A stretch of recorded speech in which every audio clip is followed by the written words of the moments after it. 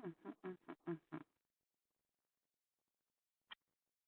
So I said, "Don't worry, I am not a risk." And he just looked at me and said, "Well," and that was it. That pause, that loaded silence, like even the idea of me could cause damage. This is the way forward. Okay. So let me tell you, I don't even wear makeup. I'm just me. I have ruddy cheeks naturally, no contour. It's not an act. Um, I'm built like a damn Clydesdale, and yet somehow just walking in the skin that God gave me makes other people uncomfortable. This morning, I woke up upset, and I wasn't even quite sure the reason. I had to sit there and think about it, collect my thoughts, because well, it started with a dream. So in this dream, I was walking down the alley where I believe the film The Bodyguard. Ooh, it's a throwback. I think it was there was a scene there in an alley, and I was there with Kevin Costner, and we were like fans of the show.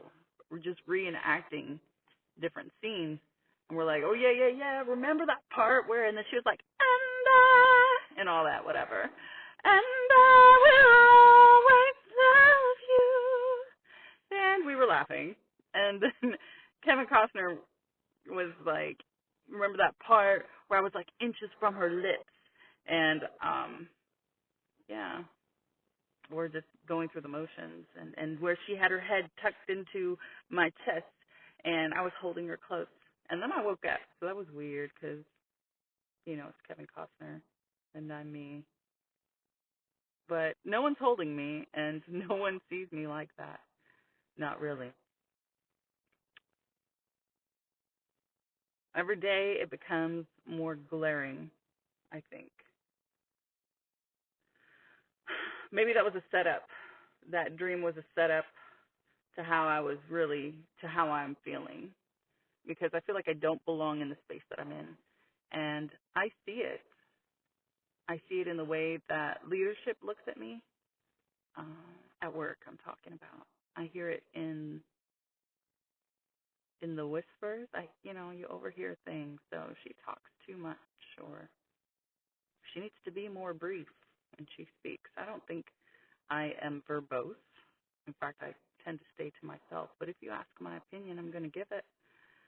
So I guess I needed a space to kind of release all that energy, right? And this is it. But I think the translation is that I think for myself. I do. I have my own thoughts, and I'm not really concerned about conforming to a collective mindset and just following along and being another sheep or another tool. But, this environment does not want my thoughts. They want obedience. And I mean, we talked about this. This is, this is expected as a soldier. But it seems a little bit more pronounced. I've been in for a little while. I'm high ranking, but it seems like they still want the fetching carry girl and a yes girl and essentially a private, a forever private, but I'm not that. So you think that after you've paid your dues, you've been in for a while, that your opinion matters, but only if it aligns with the opinions of others. So it's interesting that that collective mindset. So the funny thing is my ideas actually work. Seen it time and time again, and I'll give they're winning ideas, plain and simple. And then the solutions that I give, they're used, but it seems like the source is discarded. Like no one wants it to come from me, but I'm the one giving it. So yeah, so some days it feels like this tug of war, like we want what you have to offer, but we just don't want you, and I really don't know how that works. Um, But my gut knows deep down when I'm not wanted somewhere, when I feel like I don't belong. And I think the reason why the olive branch is extended, so to speak, is because I'm just the best that they've got at this moment. So now it's this weird tension where everyone's begrudgingly appreciative of one another. So it's almost as if someone's saying, we don't want her here, but damn it, I guess we need her. It's like a horrible marriage, right? Good Lord. There's no love. It's a loveless marriage of convenience. It's a mind game. And honestly, I'm tired. I'm tired of playing. I'm tired of wondering if job security is just dependent upon whose ego I need to flatter. So inauthentic. It's not, it's disrespectful. It's tough. I've been watching Demon Slayer. I think that's what it's called, Demon Slayer, lately with my kiddo. And one of the failing, but one of the main Demon Slayers, the adult Demon Slayers, I can't think of, dang it, I said it yesterday, but her name is Mitsuri. She's like shrouded in love and happiness, and she's very bubbly. But in that regard, I'm not like her, but bubbly. But the backstory for her popped up on the screen, and people are driving through the grass, and that's throwing me off. I'm in my car. Yep, just act like that's normal and park. I just cut through all the grass. So Mitsuri's background, she talks about how she was too strong. She ate too much. Her hair was different. And I'm thinking to myself, who wrote this? Who wrote her backstory? I need to meet them. I need to check and see if they've been spying on me, because it's almost like they reached out into my diary and ripped a page out. It's copyright infringement. That's it. And that's how I'm going to get my big break. I'm just playing. Not really. No, but it just felt it was so relatable for me. I always felt like that Amazon girl, big, not big, fat, big, but just like I take up a lot of space for a female, and I'm fairly tall. I don't think I'm that tall, but on average, I'm above average when it comes to that, and I'm always too much. I'm too opinionated. I'm too something, and my hair is curly, and no one's ever known what to do with it, and I've finally embraced those curls in my adulthood. And yeah, I've been rejected for it. This is horrible. I'm going to tell you, this is when I was younger. I was at a party, and two guys overheard them talking about which girl they were going to get, and they were like, ooh, no, how are you going to get that girl? And he said, well, this is horrible. He was like, well, it's not like I'm trying to fuck her hair. That's the stuff that I hear people, around the corner when no one thinks anyone's listening. People hear these things. No, we did not hook up. I'm just saying. But that happened. But let's be real. Men don't know what to do with me. And it's not just because I have principles, but I want to think that it's because I'm this, like, unacceptably beautiful person in normal spaces. And I look at myself in the mirror and I just see me, right? But I can tell by the looks on other people's faces that I make them nervous. And it's like, and I've heard different things over time. It's like I'm temptation walking. I'm not the girl that you marry. I'm the exotic thing that you want to fool around with and then, forget about. And that is so,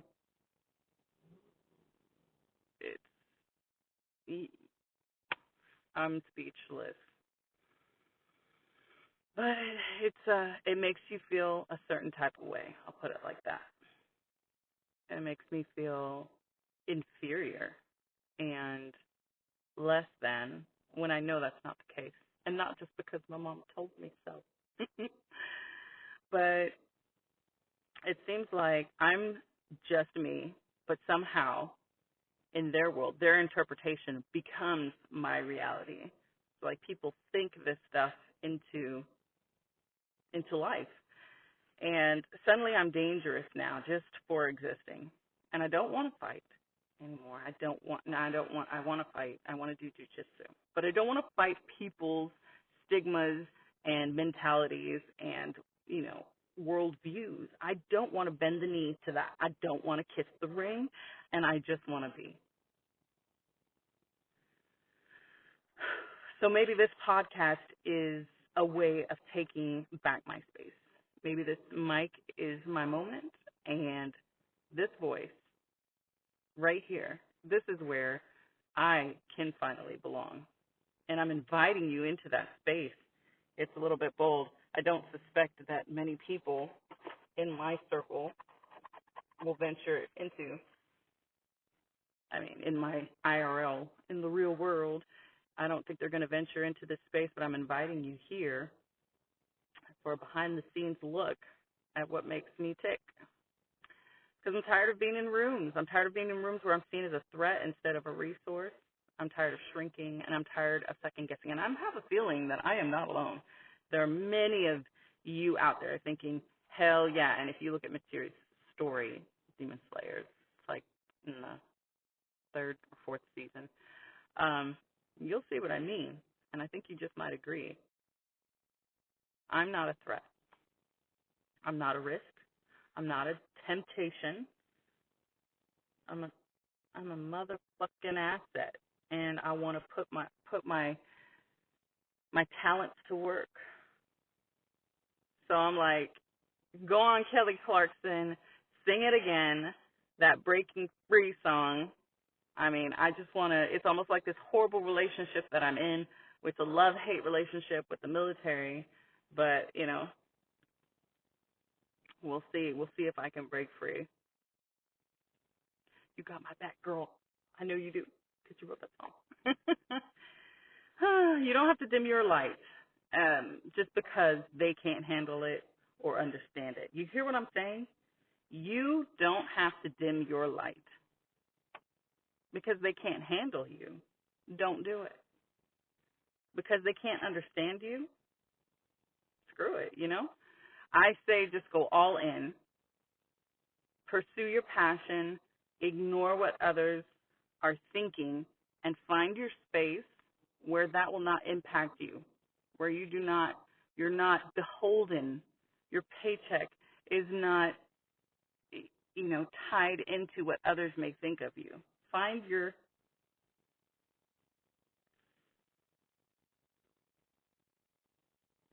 security, find your space, find your moment, and go ahead and be center stage in your life. Go ahead and be the main character. You have permission. You didn't need it, but you have it. Just go all in. And with that, flame breathing, third form. Lay down all your demons. That's what I'm saying. This is Better Moody because I am. You guys stay blessed.